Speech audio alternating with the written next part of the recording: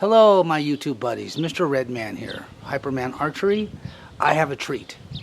I ordered a bow about 4 or 5 months ago, and it came in yesterday. I'm really happy with it.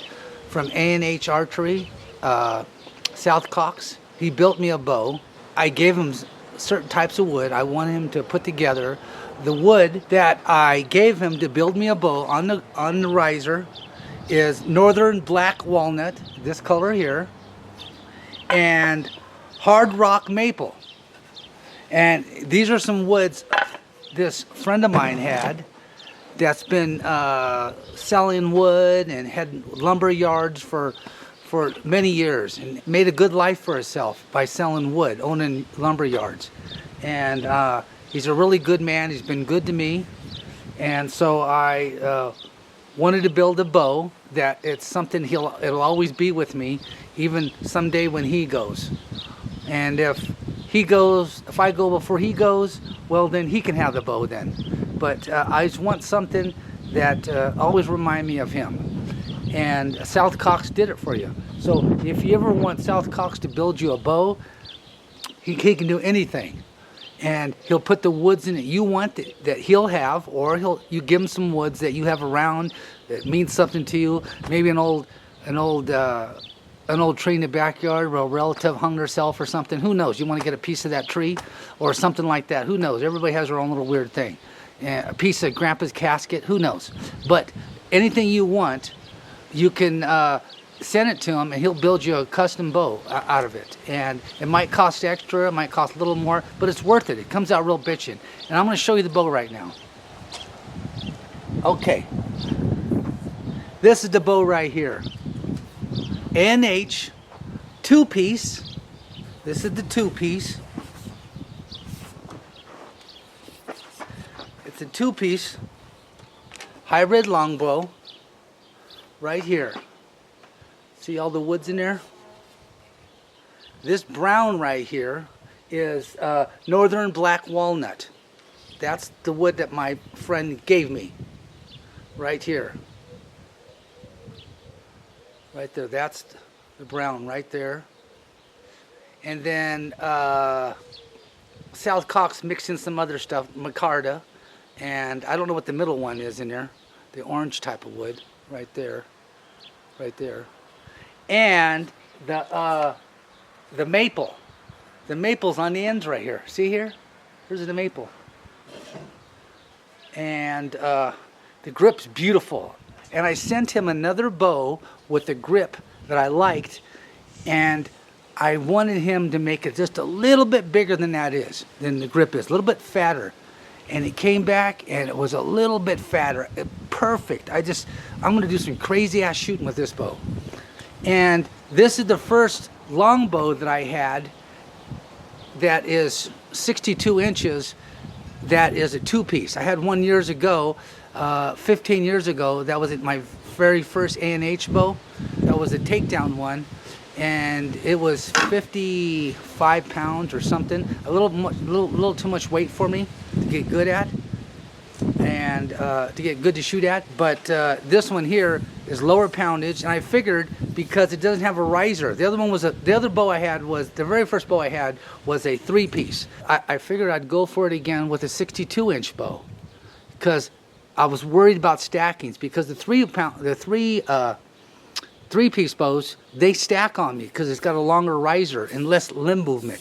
Well, the limbs are longer on the 2-piece or the 1-piece. This is the same thing as a 1-piece bow, but it's a 2-piece. But he takes it, he cuts it right there, and he makes it so you can put it in your backpack if you're gonna go hunting, put it in your car, or you want to hide it from the kids or whatever you want to do. And it's perfect. I have other bows like this that go in, but this one just is perfect. The way it fits in, it's just perfect. It's just perfect. Fits nice and tight. And this is the bow right here. You can look at it real good. This bow is 35 pounds. That's what I wanted, because I took a chance in case I get a little bit of stacking. If it stacks at 35, if it stacked up to maybe, who knows, 40 pounds, I can still deal with that. But if I get like a 42-pound bow or a 45 and it stacks, it'll go up even higher, and it'll probably piss me off because it'll just irritate me knowing it's there. But see, there it is. He says right on. There's the profile of it.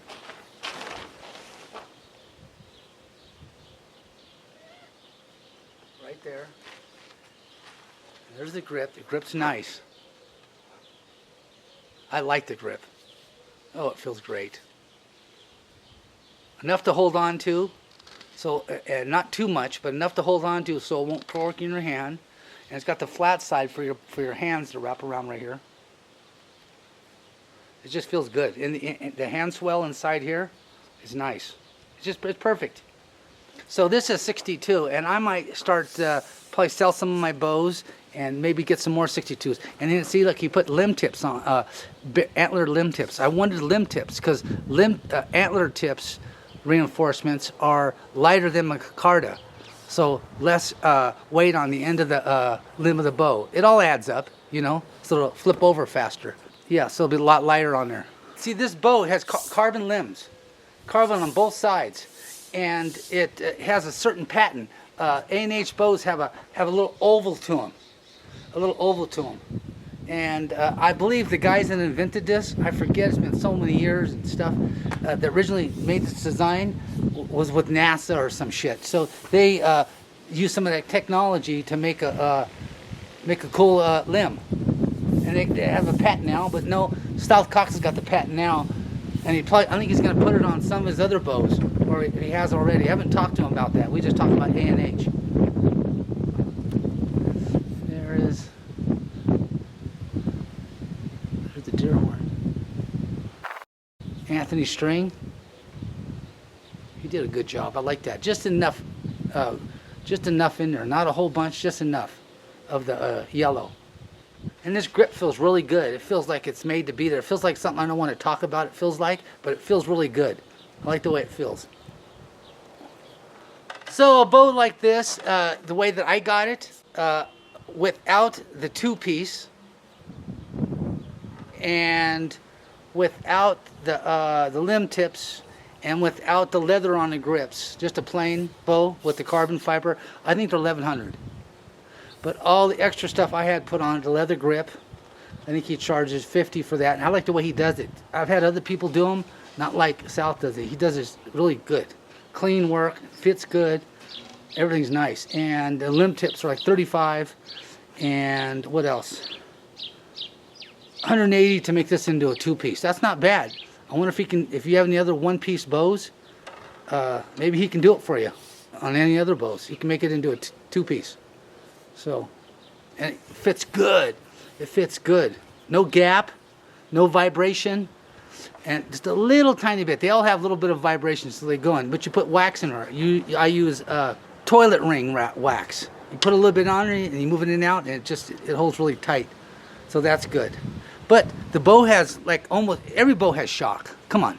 Even bows that say the bow has no shock, the bow has no shock has shock. But this one here is like, you don't even think about it. It's just like, you got to really think about it. Okay, maybe it does. Maybe I like it a little bit. It feels like I got a bow in my hand. It's a light bow, though. But you don't feel it. It doesn't mess it's just like touch a low level. It feels like you'd have to have a really heavy bow to get it to not have shock. And this feels like a heavy bow with no shock, but it's light. Yeah, this bow is a pretty bow. Well, then we're going to see how quick this little bow is. And here's my 42-pound bow. Looks kind of like it, but it doesn't. It's a little bit different. Wood's in there. I don't know what the woods are. I'm not going to open my mouth and say something when I know I don't know what it is. This is a 64-inch bow, and it is 42 pounds. I've done videos on this one before. The A&H. And this is my 48-pound bow right here. I think it's less weight, though. I think it is, because it doesn't. I measured it, and it not really goes to 58. But all I can do is just say what it says on it for now. But this is probably the most expensive one I had. It has all this custom work on it. It has the camouflage put on it. It has a carbon fiber under here, wrapped inside here, and it has the limb tips the same way too. And the camouflage costs money, and it's a two-piece too. You've seen this one before. I'm going to be shooting it today with Anthony Forfair. I got your name right. Anthony Forfair string. He made this for me about 4 months ago, for this bow. And I got the fluffs on here. I don't know, the wool ones. They're a little big. They're slowing it down, but I'll probably do a little bit of trimming on it because it's too much on there. Anthony does the strings to where you tighten them up. You go righty for tighty, not lefty. It's easy. Go one way. That's what I like about his strings. One of the pluses to them. And they're pretty strings, and they're not that expensive. And he's a good dude, and he does a good strings. And if you're open to any suggestions how he can make his strings better, he has no ego. He'll say, okay. He'll say, okay, no problem. Let's try that. Let's try this. He's going to get, matter of time, he's going to be really good because he's open-minded with stuff, with ideas and suggestions. And he's a good dude. So I'm going to be shooting a 500 grain arrow right here. I'm going to go through all my old arrows and I'm going to start shooting them soon. Because this bow here, I think, is going to make me a lot better. And I'm going to destroy a lot of arrows getting better at this bow. So I'm going to be taking chances, shooting stuff I shouldn't be shooting. But you get better when you take chances because you'll know your boundaries. And know what you can do and what you can't do. So that's what's going on here. I'll be shooting this here, 504 grain arrow, 500 spine. I almost shot yesterday when I got this bow a full length. The full length of that arrow was, I think it was 32 inches, a 400 spine arrow. It almost shot straight with this bow here, 35-pound bow. I was surprised. But we're going to be shooting 500s. Oh yeah, I forgot to do it. We're going to weigh the bow, because this boat is a light little sucker. Especially if I had the carbon fiber grip on it, underneath here, that it slides into, that the bottom limb slides into. We'll see what it weighs. That's what the bow weighs.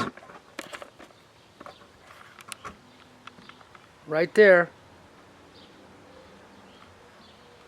And we're going to shoot down there. I shot earlier pretty good, damn good yesterday, a little bit today, but I've taken off a couple weeks or so from doing videos because my neck's been hurting me because the car accident I got into a year and a half, 2 years ago, about 2 years ago, and I need an operation.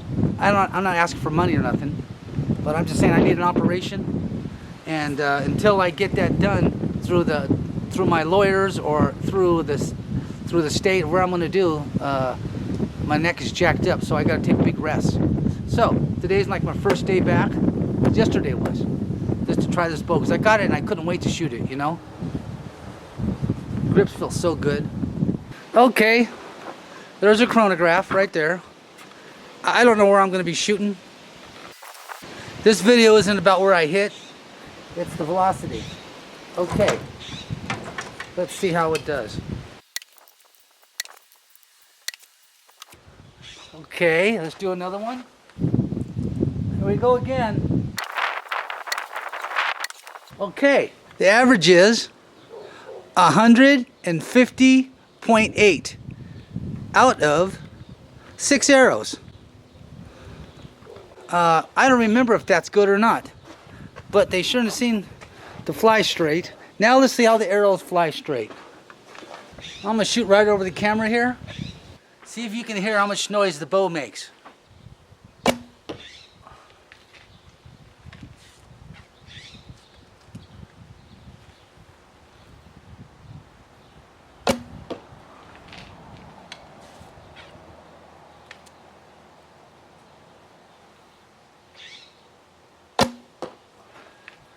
A little bit of wind there. That last arrow flew a little cocky, a little bit, but every other one was perfect. Let's try it again. Oh, that arrow flew beautiful.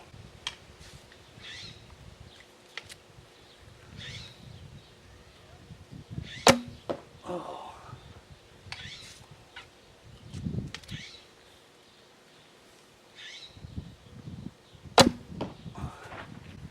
Okay. Yeah, that's not a bad little group for only shooting this bow probably, I don't know, 35 times. And probably 20 times with these arrows today.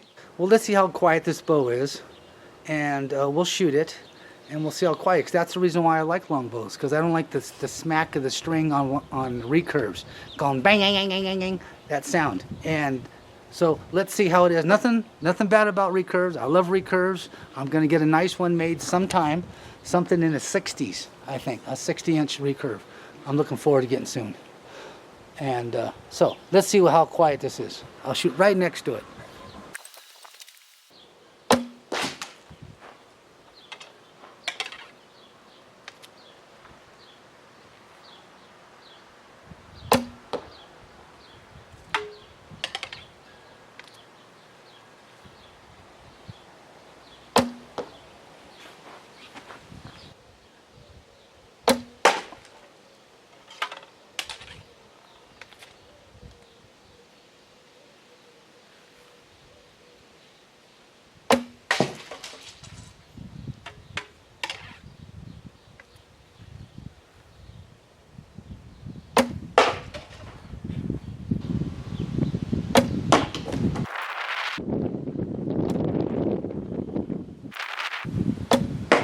This bow just shoots different. It shoots it different good.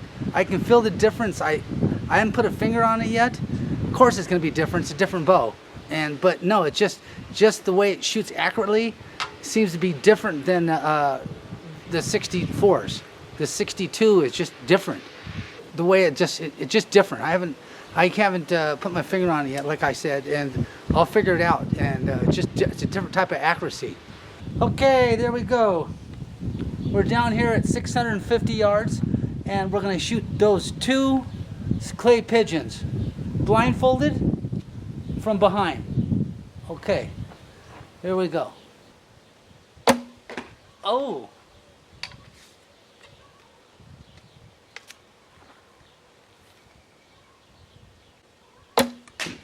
There's one.